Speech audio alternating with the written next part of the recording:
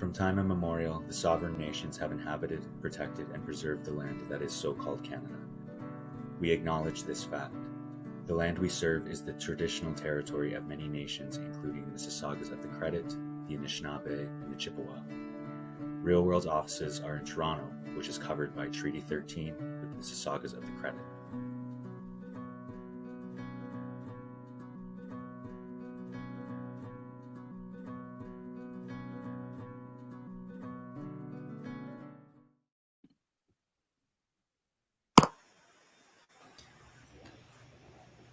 Hi, everybody. Welcome to our Music Publishers Canada, Everything You Wanted to Know About Music in Film and Television panel. My name is Kim Temple, and I am Senior Manager of Programming and Industry Relations. And I have a lovely panel here today for you, our Real World audience. Thank you to Real World for having us. We love to talk about music, and we love to tell you about who exists in the music ecosystem for the film world. So I will go around and ask our amazing panelists to introduce themselves. Let's start with our publisher panelist, Rich Brisson from Cadence Music Group. Hello, thanks, Kim. Thanks for having me on the panel.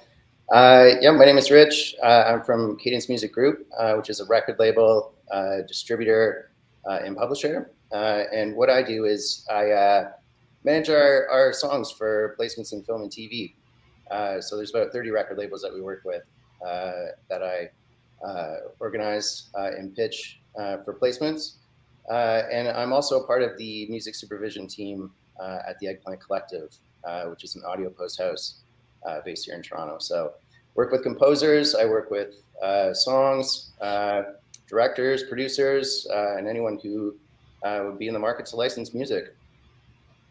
Excellent. Thanks, Rich. Next, we'll go to Kaya Pino joining us from London, UK. Hi, everybody. I'm Kaya. I'm a music supervisor from Toronto, but based in London.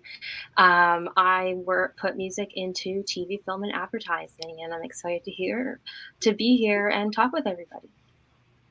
Thanks, Kaya. Darren Fung, who is joining us from, are you in LA right now, Darren? I am indeed in LA. Thanks, Kim. My name is Darren Fung. I'm a film composer, at risk of bragging, 3-time Canadian Screen Award winner for Best Music. I am a program advisor for the Canadian Film Centre and also sit on the board of directors for the Screen Composers Guild of Canada. Amazing. Brag away, I say. Why not celebrate? And last but not least, we have producer, artist, Denise Dion joining us from Toronto, right, Denise? Yep. Can you guys hear me? Looks like I've frozen, but we can hear you. Yeah, I don't know. Hey, okay, well, at least you get some sort of image. I'm not sure why the camera stopped working, but in any case, yeah, I'm a producer, artist, and songwriter. Most recently won a Juno with Hawaii Mighty off of her project Stock Exchange.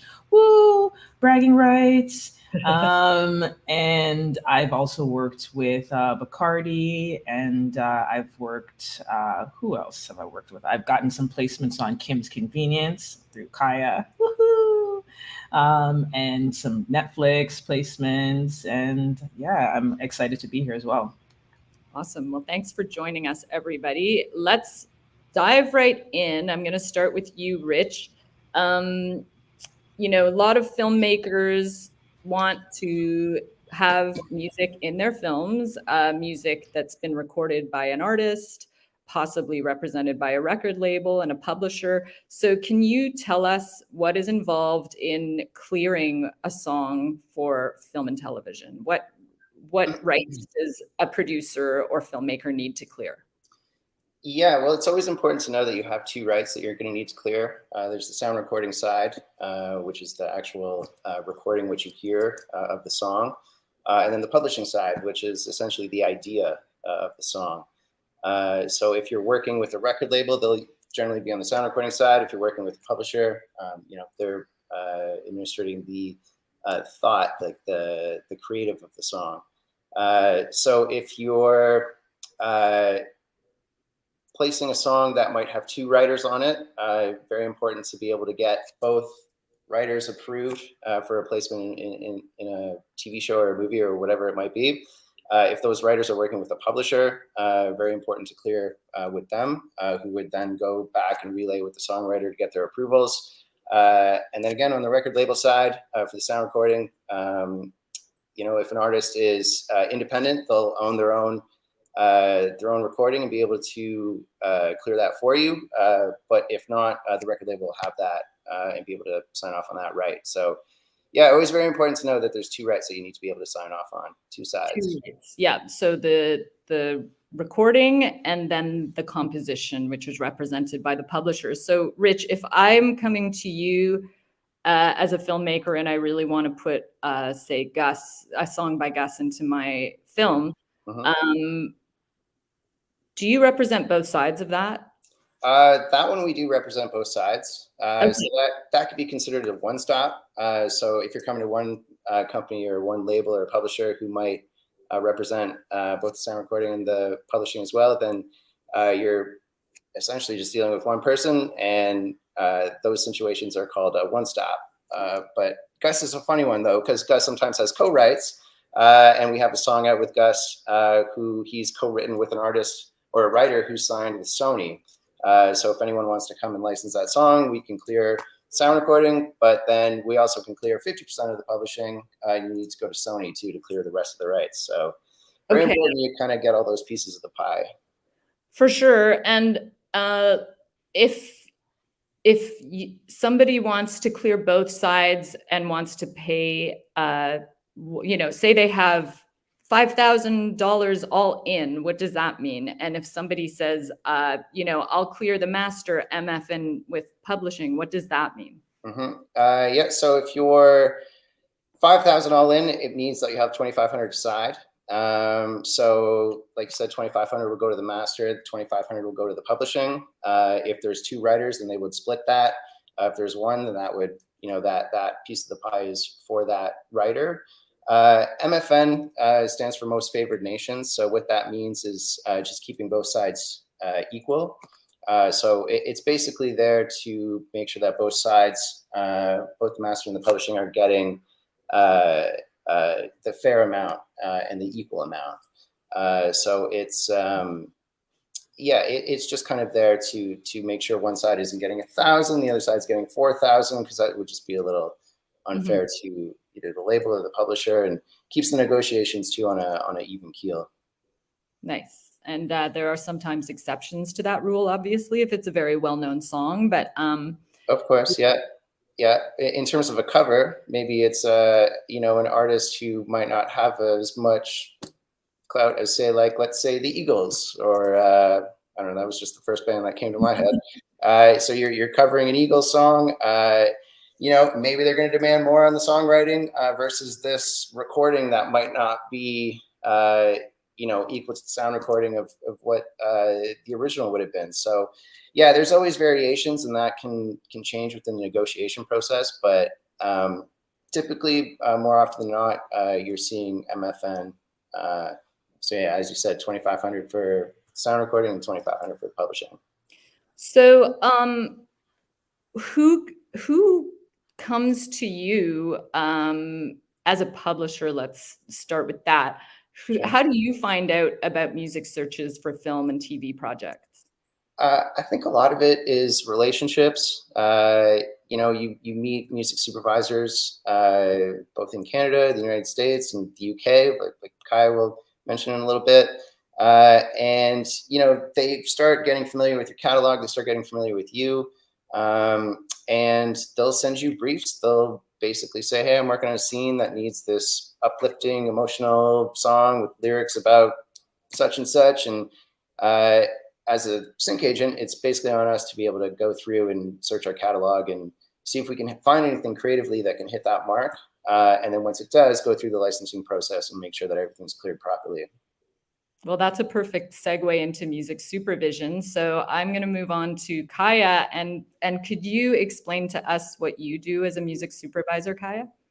Yeah, as a music supervisor, I sit in a beautiful spot between the film industry and the music industry.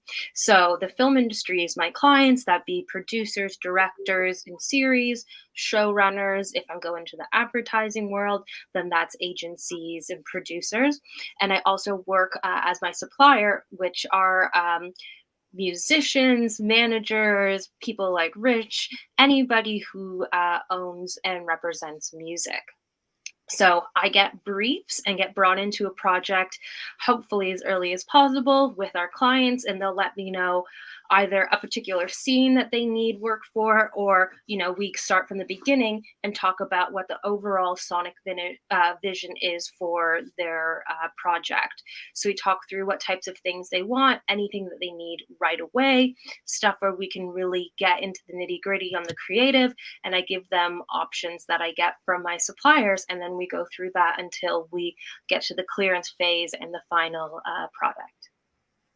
Great. And so Denise mentioned that she got some placements through you. Can you explain a little bit about how you work with artists and do music searches, and how who your trusted sources are for clearances as well? Yeah. So as a music supervisor, you get a ton of emails from people wanting to show you their music, or just labels sending new music Friday. So you really have to be mindful of staying on top of the emails that you need for your clients, as well as discovering new music. It's really great to do different types of festivals or sync summits, because it lets you get a one-on-one time with artists, but you can really just discover music anywhere. But once you do make a relationship with an artist, say that you received their email, had a listen, and really liked their music, you hold on to that music until you find a project. Sometimes you might need it right away. Other times you're just like, this is great, I don't have a fit for it right now. So you keep an eye on that until you have the right fit. But one of the key things is how you maintain that relationship and how that artist is with you. Of course, in that initial meeting, you hope it's respectful, but you want to find out all the information that you need to make your clearance process happen and make that be seamless. Our clients are trusting us, and we're trusting that we're getting the right information from the artists that we work with, because that is like the bread and butter of what we do. You want to make sure it's going to hit your budget at the right time. You want to make sure everything is done legally, because this is a legal process. So say you can't afford the Eagles song that Rich was talking about. Would you sometimes engage someone like Denise or an artist and say, hey, could you do a custom song that's sort of in this same vein? Or how did you interact with Denise? I'm curious to know, on Kim's convenience. With Denise, was Kim's the first one? I don't think Kim's was. I think the first one was a YouTube. I think it was a YouTube series. I think that was the first one. And Kim's and what was the Netflix show? Ginny and Georgia. I can't remember which one came first. Yeah, but you had, shared your music with me, and I really liked what I heard. And then when I reached out to Denise, she had all the information there that I needed. I really liked her sound. She was super easy to work with. She owns all her own music, so I just have to deal with her. And then also, anytime that I was looking for something new, I would reach out to her, and usually she had something new for me. Right. So she's really proficient, and that was easy, because then, if I'm working on a bunch of projects, I don't want to continuously use the exact same pieces. We really want to cater to what the exact sound is. But it was wonderful that she had a deep catalog. I knew she was easy to work with, and I had an idea of what price range she fit into. So I know how I can use that in all my different projects. Yeah, Denise, there's a good question in the chat here that says, what if someone wants to clear a song by a musician who isn't signed? So I guess like Kaya was saying, you own all your own rights. If someone discovered your music on YouTube or TikTok, how long would it take you to clear that song for them? For me? If they go directly to you, yeah. I mean, I don't think like that process would take as long as, dealing with an actual like commercial movie TV. Because I know like when I was with pretty much everything that I think the Netflix show, that was the one that took the longest to just like for you to reach out to me and for everything to just be finalized. I feel like I sent you some stuff top of the year, and then I remember December of 2020 being in Jamaica and landing and looking at this message, and I'm like, I'll send it to you as soon as I get Wi-Fi. So I know with that was a bit of a longer process, but I mean, it was more important with the relationship building, because once the relationship was built, like at any time I could get an email from Kaya. So I mean, if you're dealing with me personally, I don't see it taking as long. But yeah, it depends. And I don't really use any samples, so there's nothing really crazy to clear on my end. And you would be the only writer too on that point, right? Yeah. Generally speaking, like when I really try to keep that in mind when I'm sending music out to anybody that's in the sync world, because I know that if I'm going to be collaborating with somebody, what I actually try to do nowadays is if I'm collaborating with someone, I say to them, hey, look, I'm looking to pitch this. What's your information? So at least, if anything, I'm the one that already has their information and don't have to go through hoops of trying to like reach out to them again. Because, some people will not respond to like say an email or text for like days or weeks. They'll be like, oh, shoot, forgot to respond to this. So I would rather do my due diligence and get that right away. I think on the, for all the directors out there, the time that it takes to clear, it really depends on the song. So as we said with Denise, she owns all her own music. She's the only writer there, or she has the information that helps us get in touch with the other writers. But that really goes on a song by song basis. So some people, as she said, will be easier to reach out to. If you're looking for like a big pop song, that's going to be tougher. It's going to take a lot more time. It's going to take a lot more money. You have more rights holders that you have to reach out to. A lot of big pop songs have 7, writers on them. So as Rich said, we have the master and the publishing, but those can be split up into a bunch of different ways. So if you have tight timing, you want songs that are by maybe less recognizable artists, or if you have a tight budget, less recognizable artists, indie artists are easier to work with. You really need to manage what your constraints are with timing and budget to what type of music you're trying to put into your picture. Yeah, that's a great point. How much should a filmmaker be budgeting for music? How much do you recommend? I think it really depends on let's say indie world, because let's say we're dealing with independent film here. Yeah, so I would say maybe think about like 10 to 20% of your overall production budget, right? That's but great. if music is a larger concept to your film, say that it requires a lot of scenes, or even you're making a music documentary, because we see this happening often, then you need to cater more towards it, and you need to be mindful of the clearance process.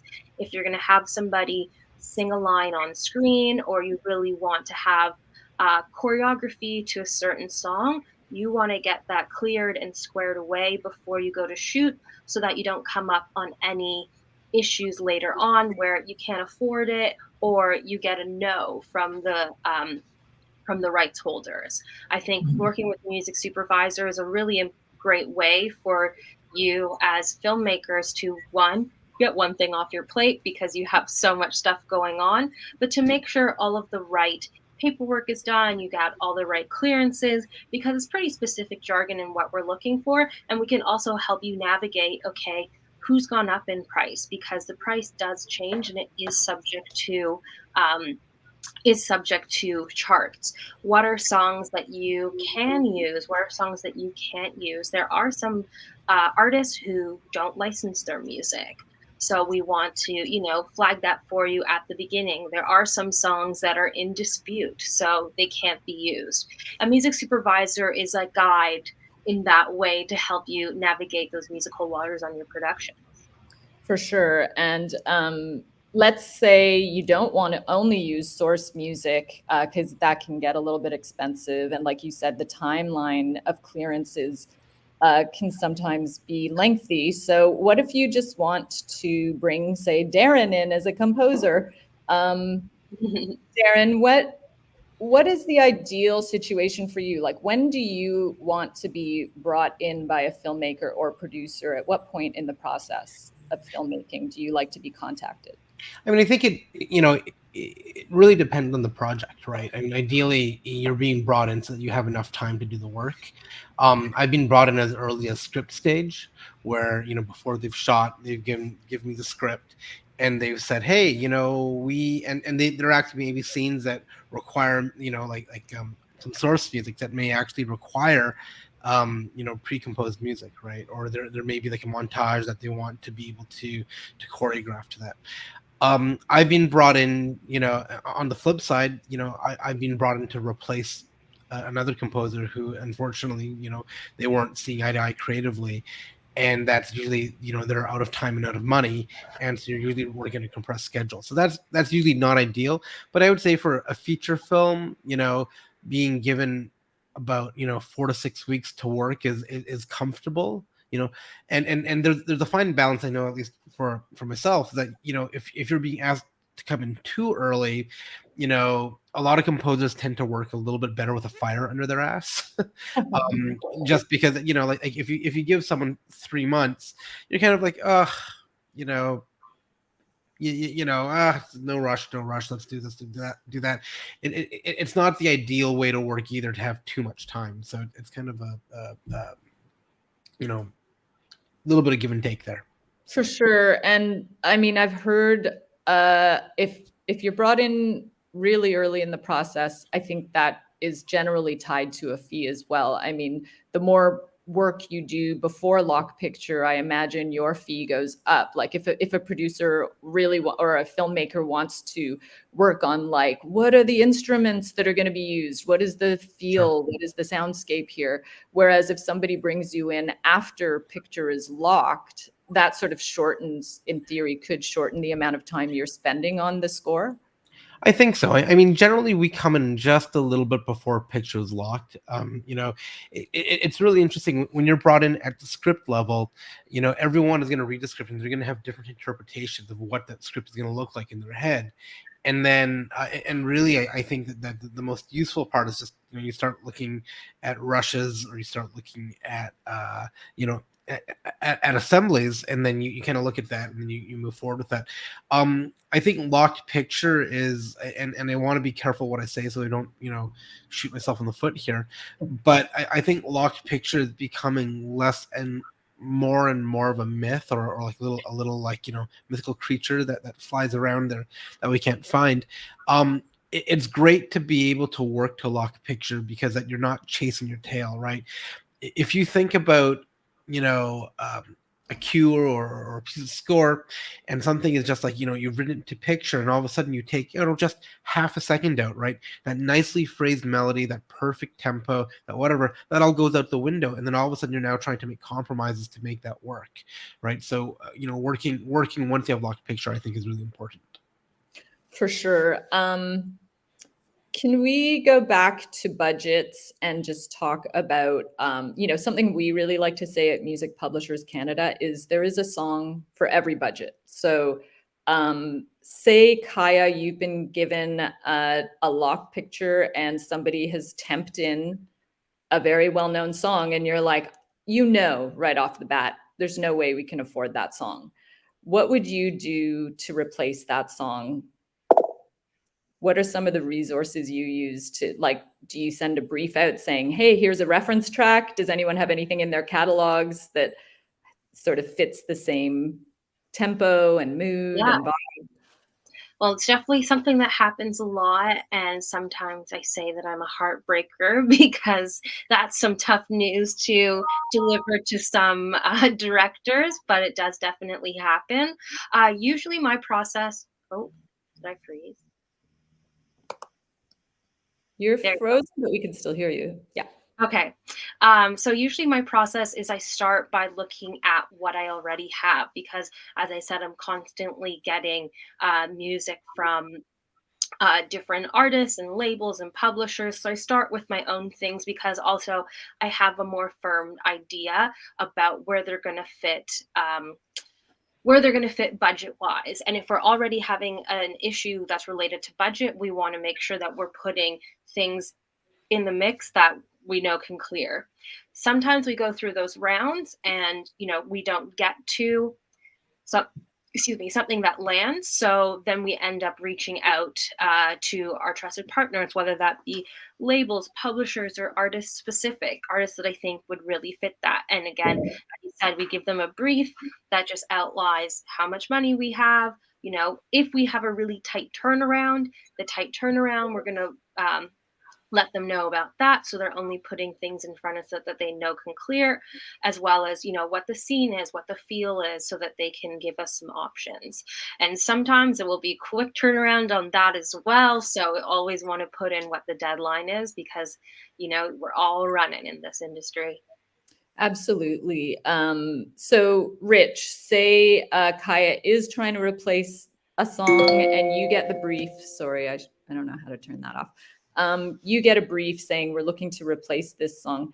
How do you find the song? What do you use? What are the tools you use to sort of search through your catalog and see what might fit the bill for that? Oh man. Well, a lot of it is memory, to be honest. I mean, Cadence has such a deep catalog and is originally known as Maple Music, which started in 2001. So there's a lot of content here within the vaults of our hard drives. But a good way to send music and sort of keep it organized is a tool I use called Disco. So Disco is, it's really become like an industry standard within music supervision and sync and licensing. And a lot of the publishers are on there and keep their catalog organized on that platform. A lot of the record labels are too. And there's various subscriptions and numbers of tracks that you can have on there. And yeah, it's just a great way to kind of, share your music with a music supervisor who more often than not is also on Disco and can really kind of access the tracks really easily. So yeah, other than Disco and my brain, that's kind of how I do it. Disco is amazing. I mean, you can search by lyrics, you can search by BPMs, you can search so many, genre instruments. Like if somebody's like, hey, I need something with a glockenspiel in it, like I can search for that in my publishing catalog as well. So music publishers really do have robust systems to search there. I mean, when you're talking about, independent publishers, the bigger indies, and even the majors, they just have, very robust search engines, and they can go through, hundreds of thousands of songs and try to find the one that is perfect for your project. Do you agree, Rich, that there is a song for every budget? I think so, yeah. I think there's a song for every budget. I see in the chat there's a question about, emerging filmmakers working with music supervisors. I think, just putting that out there, that kind of goes back to there's a song for every budget, because there's also a music supervisor who might want to get involved with an emerging filmmaker, much like a band. There's a lot of opportunities for artists to get seen and exposed to a new market and a new demographic when they're working with filmmakers. For us on the record label side, it's always great when we get a placement to relay that to Apple Music or Spotify or Amazon, as our distro team is always on bi-weekly phone calls with them to try and get playlisting for our artists.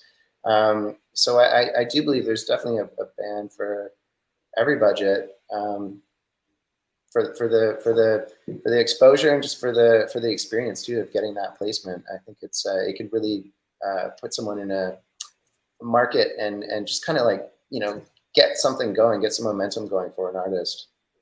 For sure. I'm seeing a question in the chat saying, how do emerging filmmakers work with music supervisors? If you're already working with a very limited budget, Kaya, can you speak to that? How much does a music supervisor cost? How much should they budget for that? Yeah, so music supervisors' fees will really depend on, the experience that they have.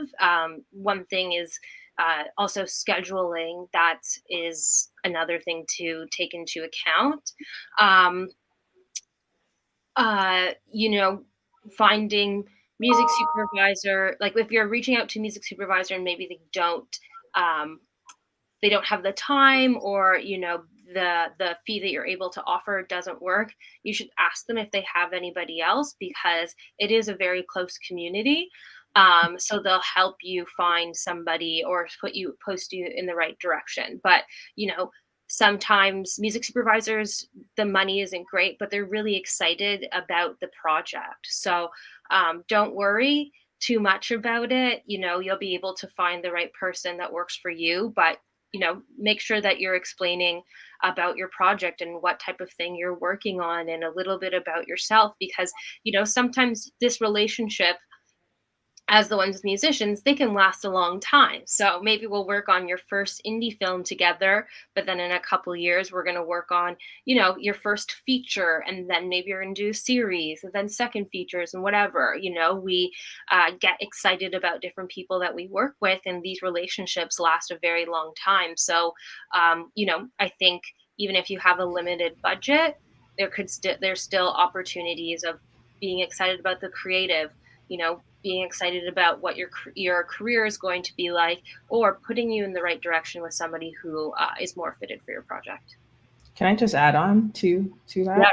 Yeah. Just like some pointers for you guys out there. You're still at the end of the day dealing with human beings, right? So behind these emails are human beings, and I always find like the best approach is just really be respectful, and try to be as upfront and honest. Don't fake the funk. Let them know. Be honest and say, hey, I'm an upcoming filmmaker and this is what I'm working on. I don't know where to start, and I'd love some help, some guidance. And sometimes even something as simple as, can I take you for coffee? Can I take you for lunch? And chat it up. Like the little things that you don't really think about. It's not always about the almighty dollar. Yes, we do want to, people do want to get paid, but I just find that if you are approachable to somebody in a very respectful and personable way, that they will 9 times out of 10 respond to you and try and give you the answers that you need, rather than being cold and distant. I agree. I mean, that's such a great point, Denise, that artists who are creating this music have been working as hard on their careers as any filmmaker. Films take forever. There's such a huge undertaking, and it takes so much prep and budgeting and the follow through to get from the beginning stages of filming to the post-production. Everybody on that set is getting paid, hopefully, even the caterer. And we ask that, composers and artists and musicians and songwriters also be respected for their craft, because even though they may only pop in at the post-production stage with one song, everybody's been working on their careers, making sacrifices for decades to get their music out there. So that's why we really do. Publishers will always want to have fair compensation for that work. And for composers as well. I mean, I see a question in the chat saying, what about legal paperwork? Darren, if somebody approaches you and wants to hire you as a composer, do you generally provide a composer agreement, or is that something the producer should be bringing to you? So my preference is that I provide the composer agreement, just because that, if I spill out all my dirty secrets here, but they generally tend to be a lot more respectful. I think the last thing that you want to do, well, it's not the last thing you want to do, but one of the biggest pet peeves of the composer, that if you're bringing a standard crew agreement to a composer, because what happens is that because composers are making intellectual property that can actually stand alone outside of the film, there's actually a whole different set of rules, like, what about the copyright? What about the publishing? What about, the master rights, the secret rights? All of that stuff isn't covered in a general crew agreement. So especially I've actually told indie filmmakers who've given me that. I said, why don't you let me put this model agreement? The Screen Composers Guild of Canada has a fantastic model agreement available. It's free to use, and then you can obviously it's not a lawyer, and we highly recommend that you get a lawyer to kind of make sure that it works for you. But I think that again, going back to what Denise was saying, is just also respecting the fact that these are human beings there. I don't think anyone will say no to no, there will be people who will say no to projects because of the money. But I think that if you are able to give them, respect in the process, I think you stand a good chance of being able to work with, at least from the composer side of things, someone to work with you to get your project done the way you want it to get done.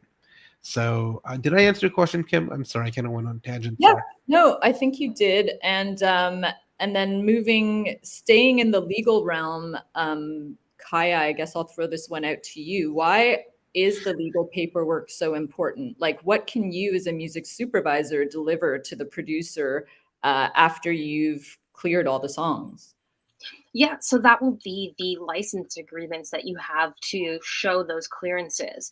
Those are really important, especially for when your film or goes into sales. If you're, say, starting off at a film festival and you don't have a sales team yet, that's what distributors and people buying your film will look for. They want to see that you have all the paperwork, that everything's up to snuff, because that means that there will be no, extra cost that they're not expecting in using your project. There's this a lot of scary stories in this industry, but one of them is there was a huge film that was at a festival, and they had amazing music, like tons of Elvis works. It was sort of about that time period, and somebody wanted to buy it to make it into a series, but they actually didn't have the proper clearances on all those songs, and it became the talk of the town at the festival that even though it would have done extremely well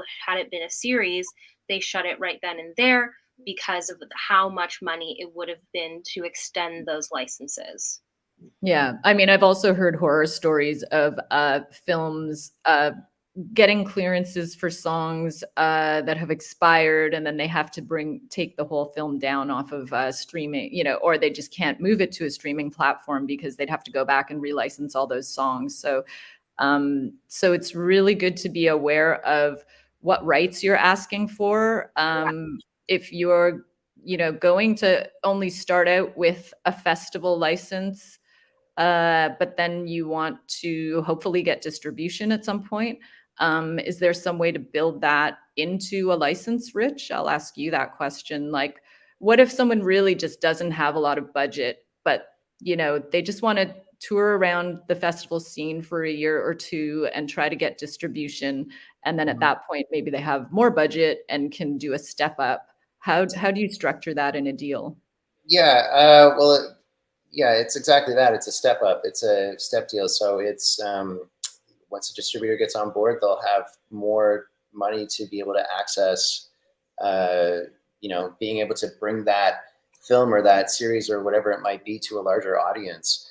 So you structure that into your deals prior when you're going through your festival license. So your festival license will always kind of be generally, more doable, a lot less scary when it comes to being within a financial realm. But then once a distributor does come on board, and it really depends on where this is going. Like, is this online? Is this television? Is this going into theaters? Is it? Mm-hmm. So it really does depend. And another delivery item that's really important to have, maybe Darren, you can speak to this, is a music cue sheet. What is that, and who provides that to the producer? What is a cue sheet? Well, do I have an answer for you? So a cue sheet is basically it's a usually now it's a digital sheet of paper or something like that contains all the sort of, all the music that's being used in a production, how it's being used. So whether it's, source music, or if it's underscore background music, how long it's being used for, and who all the stakeholders are. So who owns who the writers on it, who are the publishers on it, and basically what that magical sheet is that it allows, through all the magical back end stuff, it allows creators and stakeholders to get paid the royalties when that particular production gets broadcast, streamed, whatever, right? And so, and there's all these different tariffs and rates that you get paid based off of it. Generally speaking, and who does, so the producer is responsible for filing the cue sheet, but generally they ask either the composer or the music supervisor or the music editor, someone who's actually a little bit more familiar with the process, to actually create those music cue sheets. In part because it usually, when the producers do it themselves, they're usually getting a PA to do it, and they usually don't know how to do them properly.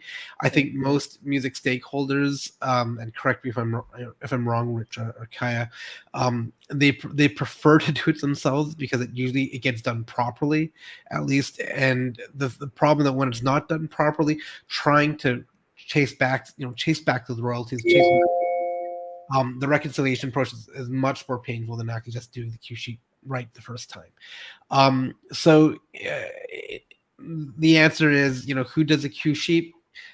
Usually it's the composer, music supervisor, music editor, something like that, and the producer's responsibility to submit that. That's usually part of their deliverables to any distributor or any broadcaster or anything like that. Yeah, and publishers will state in the license that they want to get a copy of the cue sheet. Generally speaking, they want to check it over and make sure all their song information is correct. And then also the producer is often obligated within the license to submit that cue sheet to the PRO, or the performing rights organization of the territory that they have created the film in. So in Canada, that would be SOCAN. And if you're not familiar with what SOCAN is, that is our performing rights organization that collects and distributes royalties to songwriters and publishers. And that includes composers, obviously. So really important when Darren talks about IP and intellectual property, that is what you are licensing. And you do have an obligation to submit all that cue information to either SOCAN, or if you're in a different, if you're in the US, it's ASCAP, BMI, CSAC. Make sure that these artists are getting their royalties, because they really do rely, how ripped off songwriters and artists are getting on digital streaming platforms in terms of royalties. So every little bit helps. And if you really do want to help sort of contribute to the ecosystem of artists and people getting paid their fair share, then hopefully you will also champion your composers and songwriters that you are putting in your films, and make sure that you're getting that cue sheet into the proper PRO. I'm looking back at the channel. Kim, can I just say one quick thing? It's really important to remember that especially for the indie producers, you don't pay SOCAN royalties. Like, you actually don't pay those royalties. Those come from the broadcasters, the exhibitors, whoever is performing that work. And so I know that oftentimes people get a little bit scared, like, oh, if I sign this document, if I send this in, does that mean that I'm going to be on the hook for paying up the royalties? Absolutely not. And I just want to clarify that there. Yeah, that's a great point. That's true. Yeah. So this is no charge to the producer or filmmaker. It's just your due diligence to make sure you get that cue sheet submitted to SOCAN. I'm looking at Samira's question. Thank you for all these questions. These are amazing. Is there a way to understand what the licensing rates from small artists tends to be? I'm already shifting how I think about music budgeting. Excellent. Thank you. There is no, in Canada, sync fees are actually negotiated by the rights holders. So really, it's just a back and forth. It's a negotiation. It's up to each music publisher or independent artist to determine how much they want to charge for that license. And you know, you should, I agree with, I think it was Denise who said, just be upfront and you can just honestly say, this is how much I have, or ask, how much is this going to cost me? And, you know, Rich or Denise or Kaya can let you know what they think is reasonable. In some territories, there's something called a blanket license where you don't have to negotiate that fee. It's an automatic thing. But in Canada, it's good to know, and the US, you do need to negotiate. And, you know, maybe sometimes writing a really nice email saying, I know your music is worth a lot more than this, but this is a passion project for me and it's a labor of love and I don't have a huge budget, but I love your artistry and your song is perfect. Rich, has that ever happened to you? Has anyone just kind of like won your artists over with a pitch saying like, you know, we know this isn't within the budget that you would normally charge, but would you consider putting this under your songwriter's nose and see what they think? Absolutely, yeah. And I mean, back to Kim's point, it's a moving target every single time. And depending on the project, I mean, one that comes to mind, we had a commercial that we worked on for Women's Shelter of Canada, and they came forward with a budget for Alabama Shakes for a broadcast TV spot, which the budget would not be anywhere near what Alabama Shakes, for instance, would get for, say, a brand like I don't know, like a Canadian Tire or McDonald's or Bell.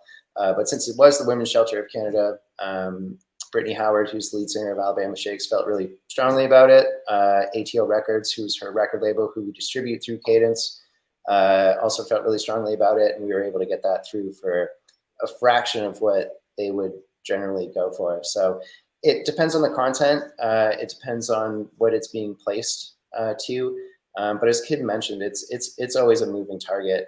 I would say though, if anyone is, you know, eventually going to be or is currently working in television, sync fees for intro credits and end credits tend to be a little bit higher than within the body of the film or the TV show. They just generally tend to be a little bit more high profile, so those tend to get you know, the lion's share of the fee. But yeah, again, even those placements are a moving target. But the general rule of thumb is those end credit and opening credit uses will get more of the budget than as opposed to something that might be like a background in a bar or even like a feature montage within the film. So yeah, something to think about. That's a good point. What about a feature song, Kaya? You mentioned, you know, if there's a song that the characters are dancing to, or if the characters are actually interacting with the music or singing the music on screen, does that generally require a higher fee? It really depends. The scale of the artist really makes the scale of the uses change. You know, with some indie artists, they might be, you know, more open to maintaining a fee regardless of where it's being used within the film, whereas more seasoned licensors or songs that are have bigger backings towards them, they'll have sort of an idea of the value and they may ask for something more. For just doing some lines on screen, those will generally be less because you're only getting the publishing side, you're not getting the master. Right. So you're just, you know, creating technically your own cover. And if you're saying a full verse versus saying a couple of lines, that's going to change the scale. But you also have to be sort of mindful of sayings that you think are sayings but are actually from songs, because those are things that you need to be conscious of and people don't always catch. I worked on a series and, you know, they were singing a song, Life is a Highway. They knew that we were supposed to do that. We got that early. But then when I watched the cut later, they have somebody saying Dollar Dollar Bills, y'all, you know, which is a Wu-Tang song. And they're not as familiar with that catalog and, you know, that artist. So and maybe it was improvised, maybe it was written into the script, but that one wasn't catched. I caught that one. A smaller use than somebody singing Life is a Highway and into the tune of it, but still something that you have to clear and pay for, but definitely a smaller scale than doing the full song or to have the original song playing there. Right. Okay, great point.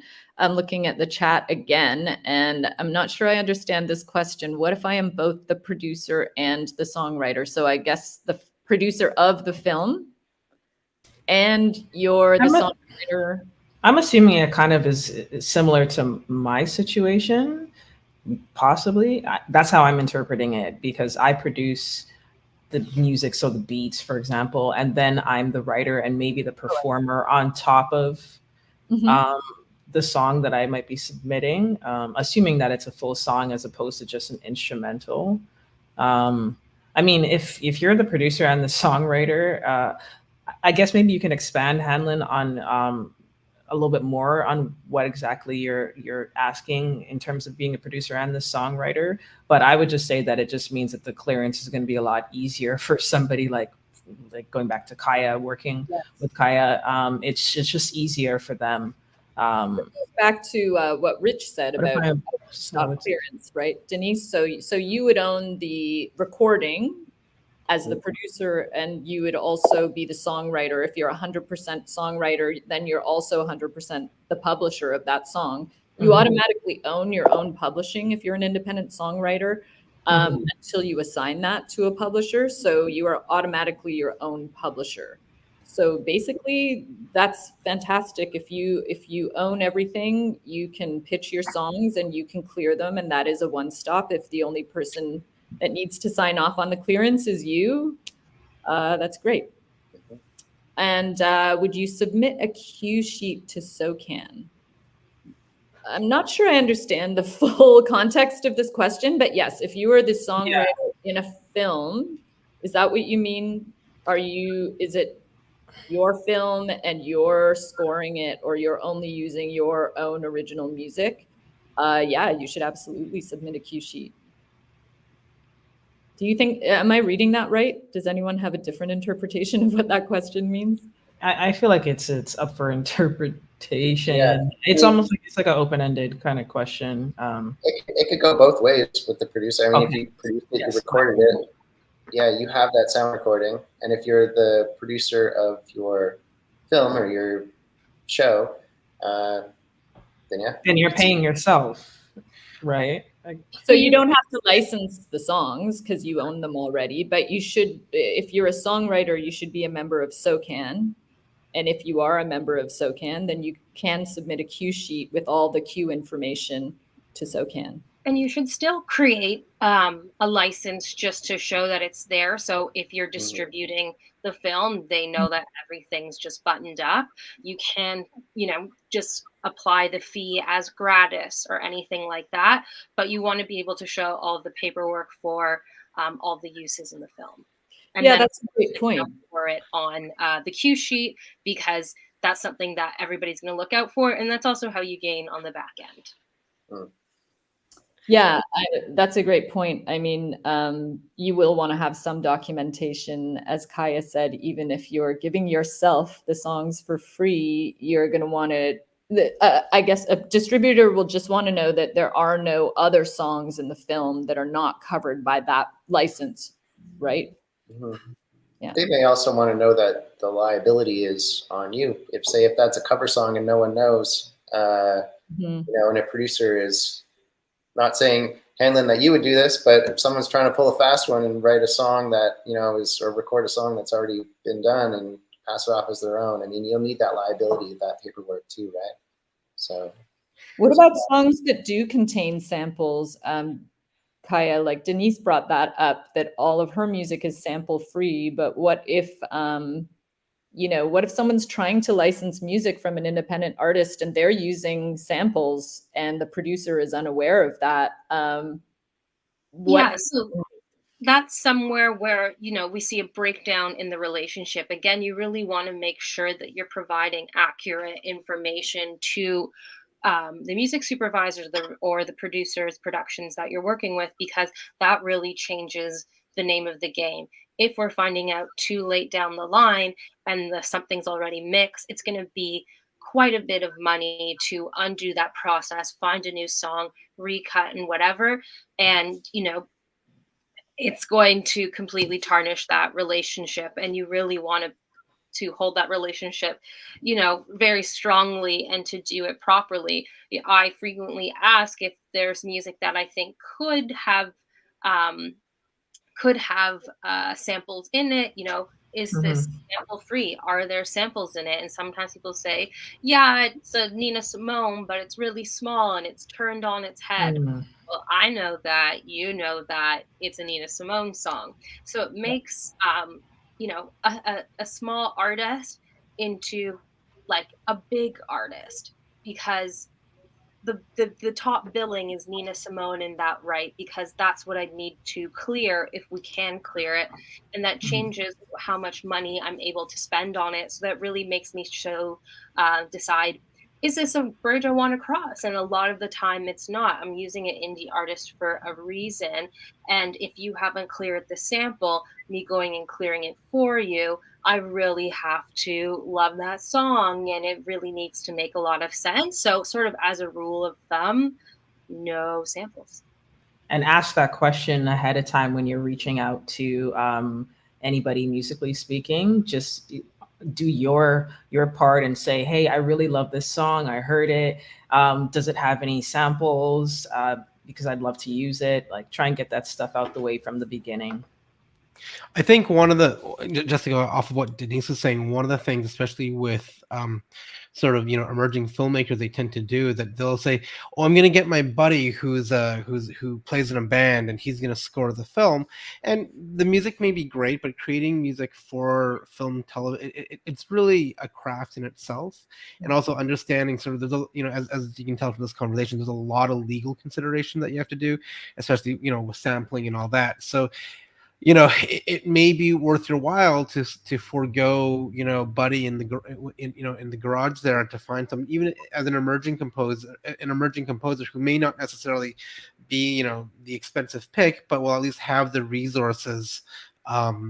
They'll have the resources to ask questions to make sure they know, okay, is this legit? Can I do this? Can I clear this? What about, you know, you want me to rip off this? You want me to do a sound alike for the song? What are the legalities to that? You want to have someone who has an experience to be able to help you through that process to make it as painless, you know, when you're actually done the film. Yeah, I mean, when it comes to all these questions, I say these are your resources. We have them all here in our panel. You know, talk to your composer, talk to a music supervisor, talk to publishers, talk to independent artists if you know some and you want their music in your film.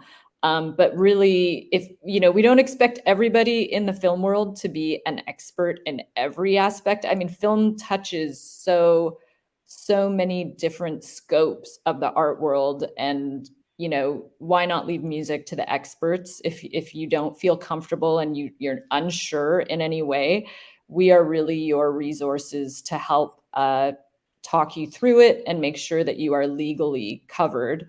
Let's just take one more question. I think we're coming close to the end here. Can you discuss creatively how to create the perfect soundtrack for your film or series, trying to capture the tone and all of that? I'll just go around. Let's go around one more time around the horn, and everybody feel free to weigh in on this. Why don't I start with you, Kaya?